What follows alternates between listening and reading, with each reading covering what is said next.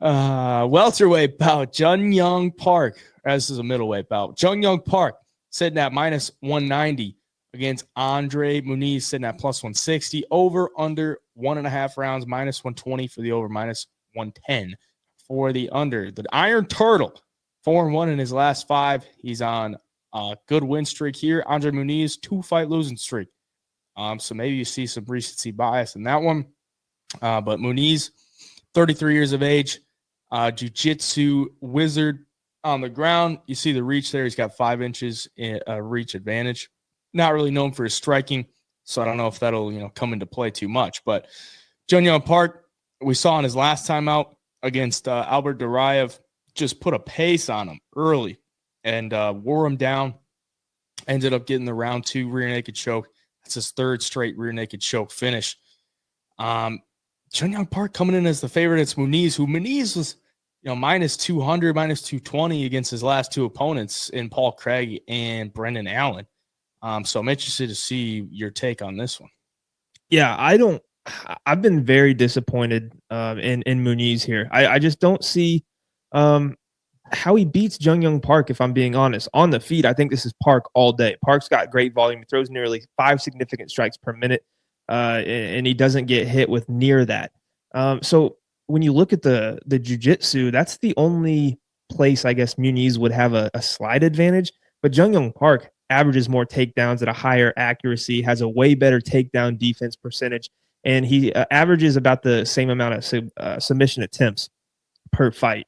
Muniz, if you look at him beating these guys in the UFC, it's like Uriah Hall, Eric Anders, Jacare Souza, who's a dinosaur at this point. That was in 2021. And other than that, the average person listening to us talk right now wouldn't recognize a single name that he's beaten in the UFC besides that.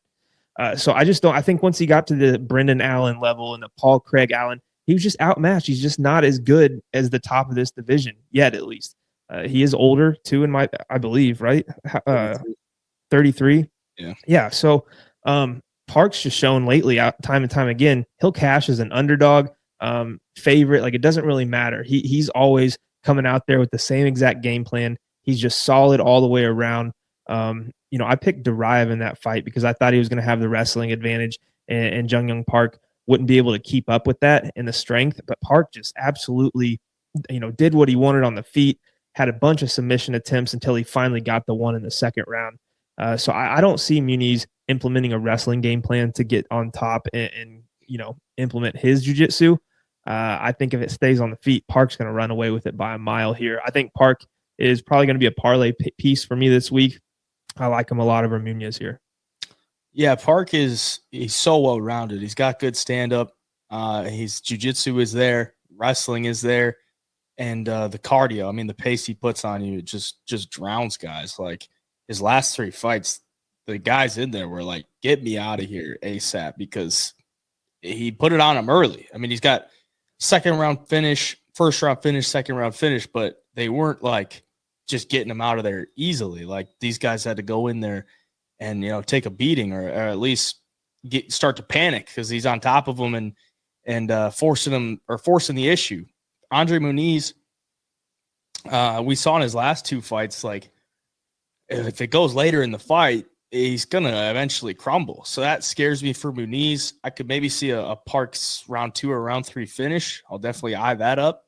But you also have to look at the level of competition. Like, Park, his wins aren't great. Like, I'll just say that. His 4-fight win streak, 2 of them are like bottom of the barrel. Dennis Tululin, bottom of the barrel. Joseph Holmes, bottom of the barrel. Those guys probably shouldn't even be in the UFC. Duraev is okay, but he doesn't really have like any great wins. And then Eric Anders was like a split decision. It was I think it was fair for Yong Park to win that fight. But he's so active on the feet and on the ground. If a guy's going for takedowns, like Eric Anders was shooting takedowns left and right, Park was still landing shots. If Muniz wants to win this fight, he's got to get him down and control him early. Maybe take the back and try to get him out of there early. Because if he doesn't, Park's going to keep coming. Muniz, level of competition is just a lot better. Last 2 losses are to Brendan Allen, who's really good. Paul Craig, not as good, but, he's still live as an underdog for sure. I've been disappointed in Muniz's last 2 fights, but I can't overlook that he's the dog here. Park will be the pick for me, and I'll probably end up just going with a Park late finish or something like that. But Muniz as a dog, I don't think is terrible because you're getting a good buy low spot.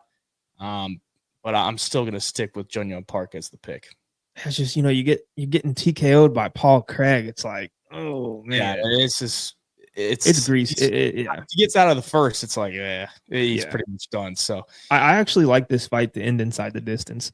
You got a skill set with the jiu-jitsu to where if Muniz does find himself in that position, it's not out of the realm of possibility he gets the sub, and I could see Park wearing him down and mounting him, getting the TKO or the submission too. So yeah, that over under was 1.5. I kind of like the over there because I think if Park gets him out, it'll be later. Yeah. And I don't think Muniz is gonna be able to finish him, early. So yeah, I kind of like that over.